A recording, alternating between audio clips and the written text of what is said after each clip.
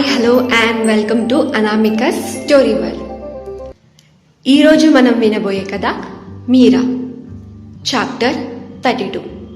చాప్టర్లోకి వెళ్లే ముందుగా ఏం జరిగిందో ఒక చిన్న రీక్యాప్. గౌతమ్ రంగయ్య షాప్ దగ్గర కూర్చొని బంగారాజు గురించి అడుగుతూ ఉన్నాడు. రంగయ్య ఇంకా ఆ పక్క షాప్ అతను ఇద్దరు గౌతమ్కి ఆ బంగారాజు గురించి వాళ్ళకి తెలిసినంత చెప్పారు. ఇప్పుడు నెక్స్ట్, గౌతమ్ కూడా నవ్వుతూ, అది కూడా నిజమే, అవును, అసలు బంగారాజుకి బహిష్కరణ శిక్ష ఎందుకు వేశారో మీకు ఏమైనా తెలుసా అని అడిగాడు. లేదు బాబు, ఆయన వాడు తప్పులు చేయడం మొదలుపెట్టింది నిన్న మొన్న నుంచి కాదు. వాడి 11-15 ఏటనే తప్పులు చేయడం మొదలుపెట్టాడు. పైగా ఇది జరిగి కూడా చాలా సంవత్సరాలు అవుతుంది అని సమాధానం చెప్పాడు రంగయ్య. గౌతమ్ ఇంకా ఏమీ అనలేకపోయాడు. కానీ బంగారాజు గురించి మరికొంచెం తెలుసుకోవాలనుకున్నాడు. కొద్దిసేపు అక్కడే వారిద్దరితో కూర్చొని మాట్లాడి బంగారాజు గురించి, ఇంకా ఊరు గురించి, పంచాయతీ గురించి కొన్ని విషయాలు తెలుసుకొని ఇంటికి బయలుదేరాడు. రంగయ్య చెప్పిన మాటల గురించే ఆలోచిస్తూ బండి మీద వెళ్తున్న గౌతమ్కి ఆ పాడుబడ్డ కోట కనిపించింది. గౌతమ్ బండి ఆపి ఆ కోటని చూస్తూ అందరూ ఆ కోట గురించి ఏం చెప్పారో అన్నీ గుర్తు తెచ్చుకున్నాడు. మీరాకి భయం మొదలయ్యింది ఇక్కడే. ఊర్లో కూడా ఈ కోట వల్ల సమస్య ఉంది అని అన్నారు. అసలు ఈ కోట ఏంటి, అసలు ఇక్కడ ఏం జరుగుతుంది అని ఆలోచిస్తూ ఉన్న గౌతమ్కి అప్పుడే ఊర్లో వాళ్ళ మాటలు కూడా గుర్తొచ్చేశాయి. ఇలానే భయపడిందని మేము 2 అమ్మాయిల్ని వదిలేశాం. చివరికి ఏమైంది, ఆ అమ్మాయిలే ఈ ఊర్లో ఉన్న చిన్న పిల్లల్ని చంపుకొని తిన్నారు. ఇదంతా గుర్తుకు రాగానే అసలు పిల్లల్ని చంపడం ఏంటి అని ఆలోచిస్తూ అప్పుడే తనకి భయంతో మీరా అన్న మాటలు కూడా గుర్తొచ్చాయి. వద్దు, నువ్వు వెళ్ళకు, వాళ్ళు నిన్ను కూడా తీసుకెళ్ళిపోతారు, ఇంతకుముందు చిన్న పిల్లల్ని కూడా ఇలానే తీసుకెళ్ళిపోయారు అని మీరా అన్న మాటలు తనకి గుర్తుకు రాగానే మీరా కూడా చిన్న పిల్లల గురించి ఏదో అంది. అసలు ఈ కోటకి పిల్లలకి సంబంధం ఏంటి? ఒకసారి లోపలికి వెళ్ళి చూస్తే మీరా సమస్యకి కూడా పరిష్కారం దొరకచ్చు అని గౌతమ్ ఆలోచించి బండి దిగి ఆ పాడుబడ్డ కోట వైపు సాగాడు. ఆ కోట బయట నుంచి చూడ్డానికి చాలా పెద్దగా ఉంది. బయటి గోడలు చాలా పాతబడిపోయినట్టు నల్లగా ఉన్నాయి.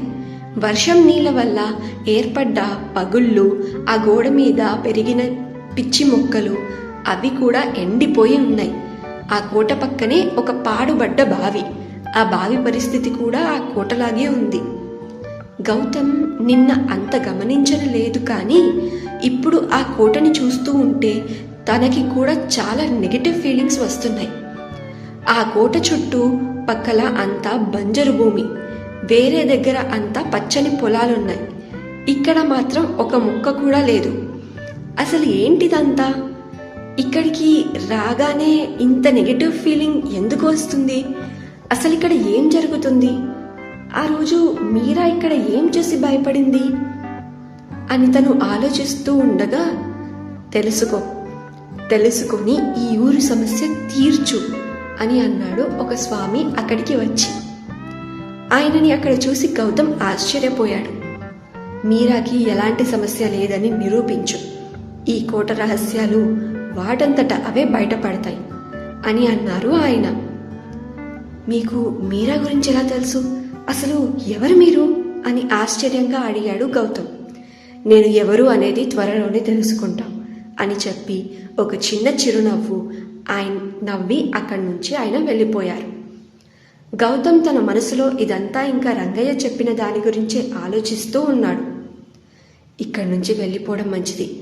ఊర్లో వాళ్ళు నన్ను ఇక్కడ చూసి మావేని ఏదైనా తప్పుగా అంటారేమో. బావతో పాటు వస్తే బెటర్ అని గౌతమ్ అక్కడి నుంచి తిరిగి ఇంటికి వచ్చేశాడు. నేను తెలుసుకున్న దాన్ని బట్టి ఇవాళ నాకు జరిగిన దాంట్లో ఎక్కడో బంగారాజు చెయ్యి ఉందని అనిపిస్తుంది అని గౌతమ్ అలా ఆలోచిస్తూ లోపలికి రావడం చూసిన చక్రవర్తి తనని పిలుస్తూ, ఏమైంది గౌతమ్ అని అడిగాడు. ఇంట్లో వాళ్ళకి జరిగిన విషయాలు చెప్పి కంగారు పెట్టాలని గౌతమ్ అనుకోలేదు. అందుకనే వెంటనే ఏం లేదు బావా అని సమాధానం ఇచ్చాడు. అయితే రా, ఇద్దరం కలిసి భోజనం చేద్దాం, నాకు ఆకలేస్తుంది అని అన్నాడు చక్రి. సరే బావా పద అని గౌతమ్ తన చేతిలో ఉన్న లెటర్స్ ఒక బుక్కులో పెట్టేసి ఆ బుక్కుని అక్కడే ఒక టేబుల్ మీద పెట్టి తినడానికి వెళ్ళాడు.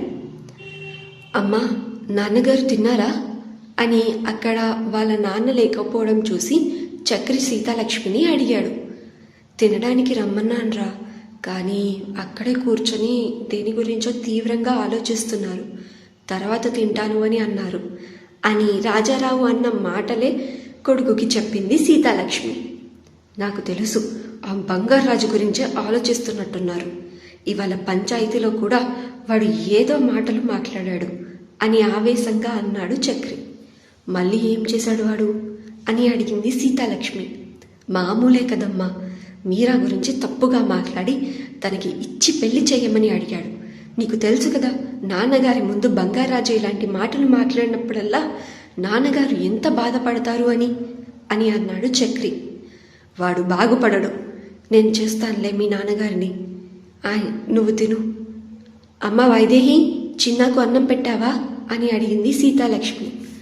లేదత్తయ్య, తినను అని మారం చేస్తున్నాడు చూడండి అని అంది వైదేహి. చిన్న, ఏమైంది కన్నా, తిను తొందరగా అని అంది సీతాలక్ష్మి. నాకు అమ్మ తినిపించడం వద్దు నానమ్మా అని అన్నాడు చిన్న. మరి ఇంకెవరు తినిపించడం కావాలా నీకు అని వైదేహి కోపంతో అడిగింది. పోనీలే అక్క, చిన్న పిల్లోడు, నేను తినిపిస్తానులే వాడికి. రే చిన్న, ఇటురా అని పిలిచాడు గౌతమ్. అసలు గౌతమ్ని హెచ్చరించిన స్వామి ఎవరు? తర్వాత అసలు ఏం జరగబోతుంది తెలుసుకుందాం నెక్స్ట్ అప్డేట్లో. మరెక్కడో కాదు, ఈ ఛానల్లో అనామిక స్టోరీ వరల్డ్ మీ అనామికతో. ఈ కథ మీరా చదువుకుందాం.